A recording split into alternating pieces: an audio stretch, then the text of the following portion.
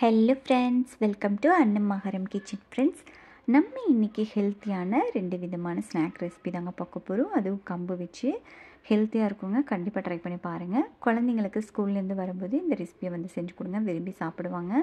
கம்பில் நிறைய health benefits இருக்குது. ஆனால் கம்பு குழந்தைங்களுக்கு பிடிக்காது. அதனால் அவங்களுக்கு பிடிச்ச மாதிரி ஒரு ரெசிபி செய்யணும் அப்படின்னா கண்டிப்பாக நீங்கள் இந்த 2 ரெசிபியும் ட்ரை பண்ணி பாருங்கள். ஹெல்த்தியாகவும் இருக்குங்க, டேஸ்ட்டு ரொம்ப நல்லாயிருக்கும். இப்போ வாங்க நம்ம இதை எப்படி செய்கிறதுன்னு பார்க்கலாம். வீடியோக்குள்ளே போகிறதுக்கு முன்னாடி நம்ம நண்பர்கள் எல்லாருக்கிட்டையும் ஒரு அன்பான வேண்டுகோள். நம்ம சேனலை ஃபஸ்ட் டைம் பார்க்குற நண்பர்களாக இருந்தால் மறக்காமல் சப்ஸ்கிரைப் பண்ணிவிட்டு பாருங்கள். இப்போ நம்ம முதல் ரெசிபி கம்பு வச்சு ஹெல்த்தியான லட்டு ரெசிபி ஒன்று எப்படி செய்யலான்னு பார்க்கலாங்க. இதை நீங்கள் 1 வாரம் வரைக்கும் ஸ்டோர் பண்ணி வச்சுக்கலாம், கெட்டு போகாது. இப்போ இதுக்கு 1 கப் அளவுக்கு கம்பு எடுத்துருக்கேங்க. அது ஒரு மிக்சிங் பவுலில் சேர்த்துக்கலாம். தண்ணி சேர்த்து ஒரு 2லேருந்து 3 தடவை நல்லா அலசி எடுத்துக்கோங்க. அலசி எடுத்துகிட்டு நம்ம இதை ஊற வச்சு எடுத்துக்கலாம். இப்போ தண்ணி சேர்த்துட்டு 6லேருந்து 7 மணி நேரம் நல்லா ஊற வச்சு எடுத்துக்கோங்க. இப்போ இது இருக்கட்டும். நான் 7 மணி நேரம் நல்லா ஊற வச்சு எடுத்துருக்கேங்க. கம்பு நல்லா ஊறி வந்துருச்சு. இப்போ இதில் இருக்கிற தண்ணியை நம்ம நல்லா வடித்து எடுத்துக்கலாம். இந்த மாதிரி ஒரு வடிகட்டி வச்சு நல்லா வடிச்சுக்கோங்க. இப்போ இதை வடிச்சுட்டு இந்த மாதிரி ஒரு காட்டன் டவலில் நம்ம ஸ்ப்ரெட் பண்ணி விட்டுக்கலாம். நம்மளுக்கு நல்லா உலர்ந்து வரட்டும். இப்போ பாருங்கள், நம்மளுக்கு கம்பு நல்லா உலர்ந்து வந்துருச்சு. ஈரப்பதமே இல்லாமல் கையில் உட்ல பாருங்கள். இப்போ இதை நம்ம வறுத்து எடுத்துக்கலாம். இப்போ இதை நம்ம ஒரு கடாய்க்கு மாற்றி நல்லா வறுத்து எடுத்துக்கலாம். இதை லோ ஃப்ளேமில் வச்சு நல்லா வறுத்து எடுத்துக்கோங்க. நம்மளுக்கு நல்லா வறுபட்டு வந்துடணும். அப்போ தான் நம்மளுக்கு டேஸ்ட்டு நல்லாயிருக்கும். இப்போ நம்மளுக்கு கம்பு நல்லா வறுபட்டு வந்துருச்சு. இதை நம்ம எடுத்து நல்லா ஆற வச்சுக்கலாம். இப்போ அதே கடாயில் 1/2 கப் அளவுக்கு நிலக்கடலை சேர்த்து நல்லா வறுத்து எடுத்துக்கோங்க. இப்போ இதை நல்லா வறுத்து எடுத்துகிட்டு வேறு ஒரு தட்டுக்கு மாற்றி வச்சிடலாம். இப்போ அதே கடாயில் 1/4 கப் அளவுக்கு வெள்ளை எள் சேர்த்துக்கலாங்க. இதையும் நல்லா வறுத்து எடுத்துக்கோங்க. இப்போ இது வெள்ளை நல்லா வெடித்து வர ஆரம்பிக்கும். அந்த சமயத்தில் நம்ம எடுத்துடலாம். இப்போ பாருங்கள், நம்மளுக்கு எள் நல்லா பொரிஞ்சு வர ஆரம்பிச்சிருச்சு. இப்போ இதை நம்ம அடுப்பை ஆஃப் பண்ணிவிட்டு இதை ஒரு தட்டுக்கு மாற்றிக்கலாம். இப்போ இதை எல்லாமே நல்லா ஆறி வரட்டும். இப்போ நிலக்கடலையில் இருக்கிற தூளை நம்ம எடுத்துக்கலாங்க. இப்போ எடுத்ததுக்கப்புறமா நம்ம எல்லாத்தையும் அரைச்சி எடுக்க ஆரம்பிச்சிக்கலாம். மிக்ஸி ஜாரில் 3 ஏலக்காய் சேர்த்துக்கோங்க. இப்போ நம்ம வறுத்து வச்சுருந்த கம்பு சேர்த்து நல்லா பொடி பண்ணி எடுத்துக்கலாம்.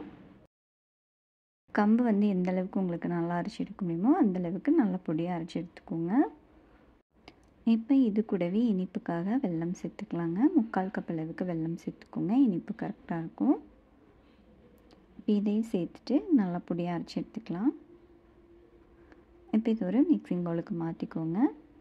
இப்போ அதே மிக்ஸி ஜாரில் நிலக்கடலையும் சேர்த்து நம்ம பொடியாக அரைச்சி எடுத்துக்கலாம். இதை பல்ஸ் பண்ணி எடுத்துக்கோங்க. அதிகமாக விட்டிங்கன்னா இதுலேருந்து எண்ணெய் பிரிஞ்சு வர ஆரம்பிக்கும். இப்போ இதையும் அரைச்சி சேர்த்துக்கலாம். இப்போ அதே மிக்சியில் நம்ம வறுத்து வச்சுருந்த எள்ளையும் நல்லா அரைச்சி எடுத்துக்கலாங்க. இந்த ரெண்டையுமே நீங்கள் பல்ஸ் மூடில் வச்சு தான் நல்லா பொடி பண்ணி எடுக்கணும். இப்போ இது எல்லாத்தையும் சேர்த்து நல்லா கலந்து விட்டுடலாம். இப்போ இதை கலந்து விட்டுட்டு திரும்பவும் மிக்ஸி ஜாரில் சேர்த்து நல்லா அரைச்சி எடுத்துக்கோங்க. அப்போ தான் நம்மளுக்கு உருண்டை பிடிக்கிற பக்குவத்துக்கு வரும். நம்ம சேர்த்துருக்க நிலக்கடலையும் எள்ளையும் ஆல்ரெடி எண்ணெய் தன்மை இருக்குது. நம்ம அரைச்சி எடுக்கும்போது அதில் இருக்கிறதே நம்மளுக்கு உருண்டை பிடிக்கிற பக்குவத்துக்கு கொண்டு வந்துடுங்க. இப்போ இந்த எல்லாத்தையும் நல்லா கலந்து விட்டுட்டு நம்ம உருண்டை பிடிச்சிக்கலாம். கண்டிப்பாக இந்த ரெசிபியை செஞ்சு பாருங்கள். குழந்தைங்களுக்கு நல்லா ஹெல்த்தியாக இருக்கும். ஸ்கூல் விட்டு வரும்போது டெய்லி நீங்கள் ஒரு லட்டு கொடுக்கலாம். செஞ்சு பார்த்துட்டு எப்படி இருந்துச்சுன்னு உங்கள் கமெண்ட்ஸை மறக்காமல் கமெண்ட் செக்ஷனில் சொல்லுங்கள். நம்ம எல்லா லட்டையும் ரெடி பண்ணி எடுத்து வச்சுங்க. இதை நீங்கள் ஒரு ஏர்டைட் கண்டெய்னரில் போட்டு ஸ்டோர் பண்ணி வச்சுக்கலாம். இப்போ நம்ம 2வது ரெசிபி பார்த்திங்கன்னா கம்பு வச்சு கொழுக்கட்டை ரெசிபி எப்படி செய்யலான்னு பார்க்கலாங்க. இதுவும் டேஸ்ட்டு ரொம்ப நல்லாயிருக்கும், ஹெல்த்தியாகவும் இருக்கும். மிஸ் பண்ணாமல் இந்த ரெசிபியும் ட்ரை பண்ணி பாருங்கள். இப்போ வாங்க நம்ம இதையும் எப்படி செய்கிறதுன்னு பார்த்துடலாம். இப்போ இதுக்கு ஒரு மிக்சிங் பவுல் எடுத்துக்கோங்க. அதில் 1/2 கப் அளவுக்கு கம்பு சேர்த்துடலாம். இப்போ இதை தண்ணி சேர்த்து ஒரு 2-3 தடவை நல்லா அலசிட்டு அதுக்கப்புறமா நம்ம ஊற வச்சுக்கலாங்க. இப்போ இதை ஒரு 2 தடவை நல்லா அலசி எடுத்துடலாம். இப்போ இதை தண்ணி சேர்த்து 8லேருந்து 10 மணி நேரம் நல்லா ஊற வச்சு எடுத்துக்கோங்க. அப்போ தான் நம்மளுக்கு கம்பு நல்லா ஊறி வரும். இப்போ இது இருக்கட்டுங்க. இதை மூடி போட்டு வச்சிடலாம்.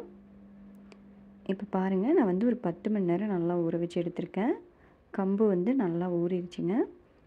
நல்லா ஊறினா தான் நம்மளுக்கு அரைக்கிறதுக்கு ஈஸியாக இருக்கும். இப்போ இதை வந்து நம்ம தண்ணி வடிச்சிடலாம். ஒரு வடிகட்டி வச்சு வடிச்சிட்டு அதுக்கப்புறமா ஒரு காட்டன் டவல் மேலே இதை வந்து நம்ம ஸ்ப்ரெட் பண்ணி விட்டுறலாங்க. நம்மளுக்கு எக்ஸஸாக இருக்கிற தண்ணியெல்லாம் நல்லா வந்து ட்ரை ஆகி வரணும். அப்போ தான் நம்ம நல்லா அரைச்சி எடுக்க முடியும். இந்த மாதிரி ஒரு டவலில் வந்து நல்லா இந்த மாதிரி எல்லா பக்கமும் நல்லா இந்த மாதிரி பரப்பி விட்டுக்கோங்க. ஒரு 5லேருந்து 10 நிமிஷம் இதை அப்படியே விட்டுட்டிங்கன்னா நம்மளுக்கு நல்லா ட்ரை ஆகி வந்துடும். இது இருக்கட்டுங்க. இப்போ பாருங்கள், நம்மளுக்கு கம்பு எடுத்து இந்த மாதிரி பிடிச்சு பார்க்கும்போது கையில் வந்து எந்த தண்ணியும் இல்லாமல் இருக்கணும். அதுதான் நம்மளுக்கு கரெக்டான பக்குவம். இப்போ தண்ணி எதுவுமே இல்லை, ஆனாலும் நம்மளுக்கு கம்பு வந்து ஈரமாக தான் இருக்குது. இப்படி அரைச்சி எடுக்கும்போது தான் நம்மளுக்கு மாவு வந்து கரெக்டாக வரும். இப்போ இதை வந்து மிக்ஸி ஜாரில் மாற்றிட்டு நல்லா அரைச்சி எடுத்துக்கலாம். பாருங்கள், இந்தளவுக்கு நல்லா அரைச்சி எடுத்துக்கோங்க. லைட்டாக கொரகொரப்பாக இருக்கிற மாதிரி அரைச்சி எடுத்துக்கோங்க. இப்போ அது இருக்கட்டும். ஒரு சின்ன பாத்திரம் வச்சுக்கோங்க. அதில் 1 கப் அளவுக்கு வெல்லம் சேர்த்துக்கலாம். 1/4 கப் அளவுக்கு தண்ணி சேர்த்து இதை வந்து நல்லா கரைச்சி எடுத்துக்கோங்க. 1/2 கப் கம்புக்கு 1 கப் அளவுக்கு வெல்லம் வந்து கரெக்டாக இருக்குங்க. உங்களுக்கு இனிப்பு அதிகமாக வேணும்னா நீங்கள் வந்து 1/4 கப் அளவுக்கு சேர்த்துக்கோங்க. இப்போ இதை வந்து வேறொரு பாத்திரத்தில் வடித்து விட்டுட்டு இது கூடவே வாசனைக்காக 1/4 டீஸ்பூன் அளவுக்கு ஏலக்காய் தூள் சேர்த்து நல்லா கலந்து விட்டுக்கோங்க. கூடவே 1/2 கப் அளவுக்கு துருவின தேங்காய் சேர்த்துக்கலாம். இப்போ இதை நல்லா கலந்து விட்டுக்கோங்க. இது கூடவே கொஞ்சமாக உப்பு சேர்த்துக்கோங்க. அப்போ தான் நம்மளுக்கு இனிப்பு சுவை வந்து நல்லா எடுத்து கொடுக்கும். இப்போ இதை எல்லாத்தையும் சேர்த்துட்டு நல்லா கலந்து விட்டுட்டு நம்ம அரைச்சி வச்சுருந்த கம்பு மாவை இது கூட சேர்த்துடலாம். இப்போ இதை சேர்த்துட்டு நம்ம வந்து ஒரு 3லேருந்து 4 நிமிஷம் நல்லா கலந்து விட்டுட்டே இருந்திங்கன்னா நம்மளுக்கு நல்லா கெட்டியாயிரும். அப்போ தான் நம்மளுக்கு கொழுக்கட்டை பிடிக்கிறதுக்கு வந்து கரெக்டாக இருக்குங்க. இப்போ பாருங்கள், நம்மளுக்கு முதல்ல இருந்ததுக்கு நல்லாவே கெட்டியாகி வந்துருச்சு. இன்னுமே நம்மளுக்கு நல்லா கெட்டியாகி வரணும். இப்போ இந்த சமயத்தில் இது கூடவே 1 டீஸ்பூன் அளவுக்கு நெய் சேர்த்துக்கோங்க. நெய் சேர்க்கும்போது நல்லா வாசனையாக இருக்கும், டேஸ்ட்டும் நல்லாயிருக்கும். இப்போ இதை சேர்த்துட்டு கொஞ்சம் நல்லா திரண்டு வர வரைக்கும் நம்ம வந்து நல்லா கலந்து விட்டுக்கலாம். இப்போ பாருங்கள், நல்லா கெட்டியாகி வந்துருச்சு. கொஞ்சமாக எடுத்து நம்ம உருட்டி பார்க்கும்போது நம்மளுக்கு உருண்டு பிடிக்கிற பக்குவத்துக்கு வரணும். அதை தான் நம்மளுக்கு கரெக்டான பக்குவம். இப்போ பாருங்கள், நம்மளுக்கு நல்லா உருண்டை பிடிக்க வருது. இதை வந்து நம்ம வேறு ஒரு பாத்திரத்தில் மாற்றி வச்சுக்கலாம். நான் வந்து வேறு ஒரு தட்டில் மாற்றிட்டேங்க. அப்போ தான் நம்மளுக்கு சீக்கிரமாக ஆறி வரும். இப்போ இதை வந்து கொஞ்சம் ஆறி வந்ததும் நம்ம வந்து கொழுக்கட்டை மாதிரி பிடிச்சு எடுத்துக்கலாம். கொஞ்சம் நெய் இல்லைன்னா எண்ணெய் கையில் தடவிட்டு அதுக்கப்புறமா நீங்கள் பிடிச்சு எடுத்துக்கோங்க. நம்மளுக்கு இன்னுமே ஒட்டாமல் நல்லா வரும். இதே மாதிரி நம்ம எல்லாத்தையும் பிடிச்சு எடுத்துக்கலாம். எல்லா கொழுக்கட்டையும் பிடிச்சு எடுத்ததுக்கப்புறமா நம்ம இட்லி பாத்திரத்துக்கு மாற்றிக்கலாம். இப்போ இட்லி தட்டில் மாற்றிட்டு நம்ம வந்து இதை வந்து 20லேருந்து 25 நிமிஷம் வந்து நல்லா வேக வச்சு எடுத்துக்கோங்க. நல்லா தண்ணி கொதிச்சதுக்கப்புறமா நம்ம வந்து இட்லி பாத்திரத்தில் வச்சிடலாம். அப்போ தான் நம்மளுக்கு நல்லா வெந்து வரும். இப்போ இது ஒரு 25 நிமிஷம் இருக்கட்டுங்க. 25 நிமிஷம் கழித்து நம்ம ஓப்பன் பண்ணி பார்க்கலாம். பாருங்கள், நல்லா வெந்துருச்சு. டேஸ்ட்டு நல்லாயிருக்கும். கண்டிப்பாக ட்ரை பண்ணி பாருங்கள். செஞ்சு பார்த்துட்டு இப்படி இருந்துச்சுன்னு உங்கள் கமெண்ட்ஸை மறக்காமல் கமெண்ட் செக்ஷனில் சொல்லுங்கள். இந்த வீடியோ பிடிச்சிருந்தால் நம்ம சேனல் லைக் பண்ணி சப்ஸ்கிரைப் பண்ணிக்கோங்க. உங்கள் ஃப்ரெண்ட்ஸ் அண்ட் ஃபேமிலி மெம்பர்ஸ்க்கு ஷேர் பண்ணுங்கள். வீடியோ பார்த்த அனைவருக்கும் நன்றி.